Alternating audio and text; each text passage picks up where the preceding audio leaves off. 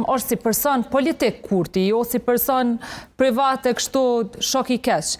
Po si person politik, përderisa po don mi pas këto instrumentet, përderisa dhe Vjosa Osmani, e cila i ka shërby atij, nuk po i mjafton në gjithë ato që ai po don me bëu dhe me politikën e jashtme, kjo i bën që Kurti nuk po ofron kurrë alternative të re, është alternativa e vjetër që nuk kemi ditë. Unë për vete besoj që PSD është vetmja opozitë në vend që ka ditë me trajtu ç'është duhet politikisht Kurti në kuptimin që m'ja ditë çfarë smundje kjo ka edhe çfarë diagnoze ka.